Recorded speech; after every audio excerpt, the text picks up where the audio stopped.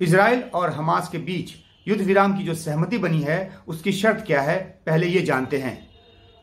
Hamas जो है वो 50 बंधकों को छोड़ेगा। इन 50 बंधकों में महिलाएं और 19 साल से कम उम्र के जो बच्चे हैं वो शामिल हैं।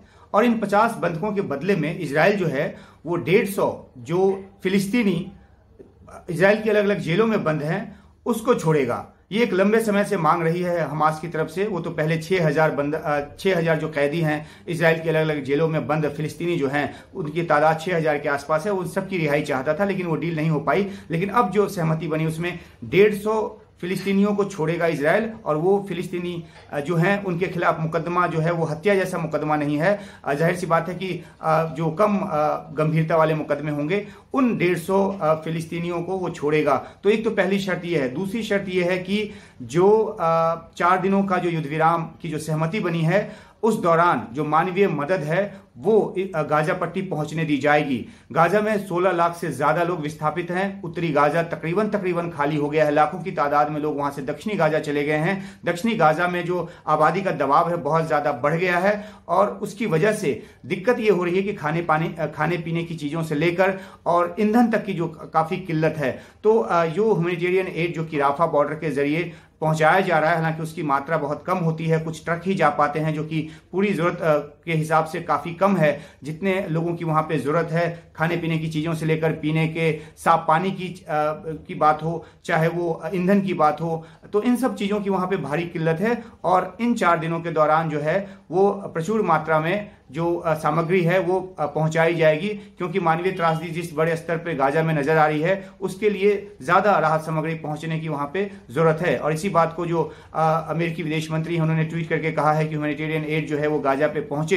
तो ये एक स्थिति इसलिए भी बनी है क्योंकि काफी दबाव था इजराइल के ऊपर इस बात को मानने के लिए कि युद्ध विराम की बात पर आगे बढ़े। हालांकि पहले इजराइल ये लगातार कहता रहा कि युद्ध विराम का मतलब जो है वो आत्मसमर्पण होगा हमास के सामने, लेकिन अब 4 दिनों के युद्ध विराम के लिए तैयार हुआ। साथ ही साथ उसने ये भी कहा है कि हर 10 बंधक के बदले जो है वो 1 दिन युद्ध विराम की जो अवधि है वो बढ़ाएगा। हालांकि हमास ये मानता है कि नहीं, ये देखने की बात होगी, लेकिन जो 240 के आसपास बंधक हैं उनमें से 50 की रिहाई तो सुनिश्चित हो गई है इस डील के जरिए। और जब जमीन पे इसको अमली जामा पहनाया जाएगा तो उसके बाद देखना है कि उस 50 के बाद 4 दिनों के बाद क्या इजराइल जो है वो उसने जो अपनी तरफ से बात कही है कि 10 बंधकों के बदले 1 दिन और युद्ध विराम बढ़ाएगा, तो क्या हमास इस बात के लिए तैयार होता है और वो धीरे धीरे उन बंधकों को छोड़ता है या नहीं छोड़ता है। अभी की डील के मुताबिक हर दिन तकरीबन 12 से 13 जो बंधक हैं वो छोड़े जाएंगे हमास की तरफ से, और 4 दिनों में 50 की तादाद जो है वो पूरी की जाएगी।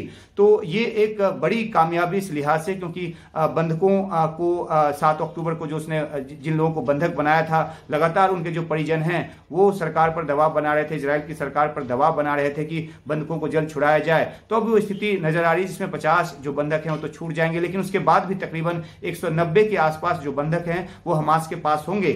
इजराइल ये बात साफ कर चुका है कि युद्ध विराम की अवधि खत्म होने के बाद उसका जो ऑफेंसिव है वो फिर से जारी रहेगा और हमास के खात्मे तक वो जारी रहेगा। दूसरी बात ये भी कही गई है कि एक बंधकों की जो रिहाई है वो कराकर ही इजराइल मानेगा। अब जो बंधक छोड़े जा रहे हैं उसमें 3 से 4 जो बंधक हैं वो अमेरिकी हैं, और अमेरिका की तरफ से भी इस बात की जानकारी दी गई है कुछ अधिकारियों के हवाले से कि 3 से 4 बंधक जो हैं वो अमेरिकी इस छोड़े जाने वाले बंधकों में शामिल होंगे। तो अमेरिका का भी लगातार इस बात पर दबाव इसलिए बना रहा है क्योंकि उसके भी जो नागरिक है वहां पर फंसे हुए हैं बंधक के तौर पे। तो इजिप्ट और कतर की मध्यस्थता के जरिए इस डील तक पहुंचा गया है, जिसकी मोटे तौर पर जो शर्त है वो मैंने आपको बताई कि ये शर्त यही है कि 50 बंधकों को छोड़ेगा और उसके बदले 150 जो इजरायली जेल में बंद फिलिस्तीनी है उसको इजराइल छोड़ेगा। ह्यूमैनिटेरियन एड जो है वो पहुंचने दिया जाएगा, पूरी मात्रा में पहुंचने दिया जाएगा। और साथ ही साथ अगर बात आगे बढ़ती है और सब कुछ ठीक ठाक इन 4 दिनों में चलता है, जो कि अभी शुरू नहीं हुआ है, उसके लिए 24 घंटे का वक्त इजराइल की तरफ से लिया गया है ताकि उसके किसी नागरिक को, किसी भी व्यक्ति को इस बात पे आपत्ति हो कि 150 बंधकों को 150 जो कैदी हैं उसको क्यों छोड़ा जा रहा है, फिलिस्तीनी कैदी को क्यों छोड़ा जा रहा है, तो वो सुप्रीम कोर्ट का दरवाजा खटखटा सके।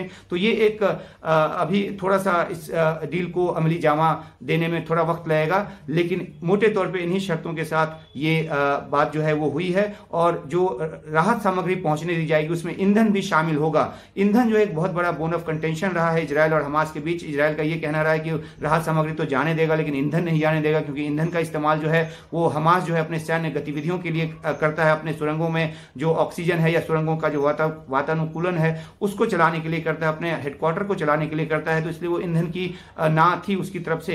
लेकिन जिस तरीके से वहां पे अस्पतालों को ईंधन की खासी जरूरत है, जिसकी वजह से वहां पे जो लाइफ सेविंग जो इक्विपमेंट्स है वो काम नहीं कर रहे, तो वो एक बड़ी राहत की बात है कि ईंधन भी वहां पर जाएगा। इस शर्त में ये भी शामिल है। तो देखना है कि किस तरीके से ये युद्ध विराम की जो बात है वो आगे बढ़ती है, और क्या दोनों ही पक्ष जो है अपनी अपनी शर्तों पर तैयार रहते हैं, मुस्तैद रहते हैं, या किसी तरफ से किसी तरह की कोई कोताही होती है तो क्या ये युद्ध विराम पहले खत्म हो जाएगा। इस बात की आशंका भी बनी रहेगी, क्योंकि दोनों ही पक्ष जो है वो अग्रेसिव है। इजराइल खासतौर पर बहुत ज्यादा अग्रेसिव है। उसका जो सैन्य अभियान है वो बहुत तेजी से आगे बढ़ा है। उत्तरी गाजा में दक्षिणी गाजा की तरफ वो रुख करने की तैयारी में है। और इस बीच ये 4 दिनों का जो युद्ध विराम है वो मानवीय दृष्टिकोण से, मानवीय मदद पहुंचने के दृष्टिकोण से काफी अहम है। और इस बात पे निगाह बनी रहेगी कि दोनों अपनी अपनी शर्तों पे बने रहते हैं या नहीं।